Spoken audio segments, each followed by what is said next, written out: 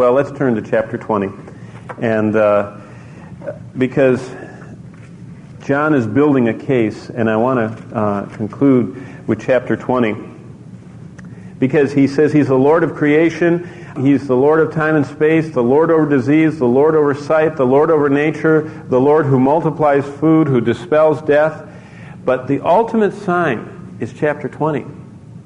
Because all these other things are just preliminaries to the ultimate sign. And the ultimate sign is Jesus being resurrected from the dead.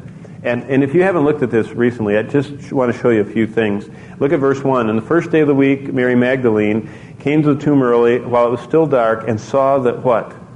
The stone was gone. The stone was gone. Look at verse 2. And she ran and told Simon Peter and the other disciples and says, they have taken away the Lord out of the tomb. We don't know where they have laid him. You know what the second thing is? The tomb was empty. Isn't that interesting? There's a first-hand witness. Verse 5, and stooping in, they saw the linen cloths lying there. And they weren't, it doesn't say they're messed up. It's interesting. The word, there was a whole book written on this in the 19th century by Bishop Latham. And it was called The Empty Tomb. And what he says is that where it says the clothes are lying, if you can imagine how they wrapped people up like this, and they would put a layer and they'd put spices on them, and they'd put another layer around them, put spices on them, kind of like paper mache. You ever done paper, where you dip that stuff, put it around a balloon, then you pop the balloon, and what happens? It stays. Well, you know what? It looked like the body had just evaporated out of it, and the claws were just there in the body shape.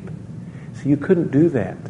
Can you imagine trying to sprinkle and wrap empty air and try and make it look like a body? In the dark, in a cave.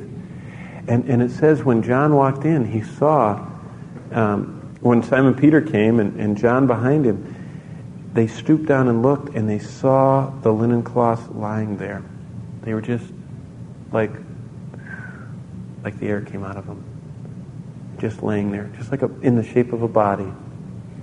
It's amazing. The face cloth, look at verse 7. The handkerchief that had been around his head was not lying.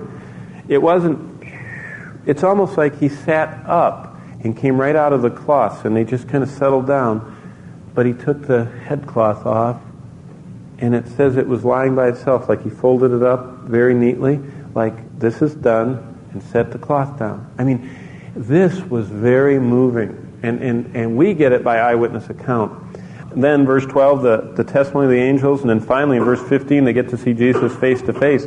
But those are the 7 evidences of Christ's resurrection that John gives. He says that the stone is gone, the tomb is empty, Jesus is absent, the grave clothes are undisturbed, the face cloth is sitting by itself, the angels testify in verse 12, and they meet Jesus face to face. What's interesting is that Mark 16 says this was a huge stone. It says in Matthew 28 it was so big that an angel, a supernatural being, had to roll it away. It was so big. The tomb was empty, and that shocked them. And what's interesting is this. They didn't expect it, and in all of history, no one has ever claimed that Jesus' body was in the tomb.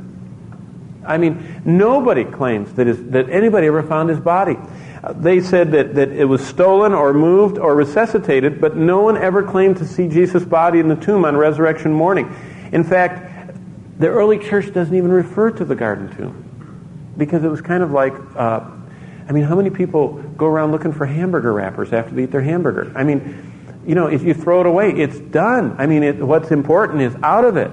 And that's how the early church treated the garden tomb. It's kind of like, that's a nothing. I mean, he isn't there anymore. He's gone. And they went on. It's only in our time that we like to go there and have services and remember his resurrection.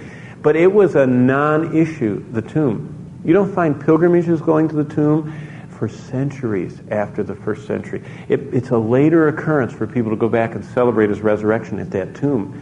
What they celebrated was he was everywhere present all the time. It's amazing. Jesus was absent. The Jews couldn't produce his body. The Romans couldn't produce his body.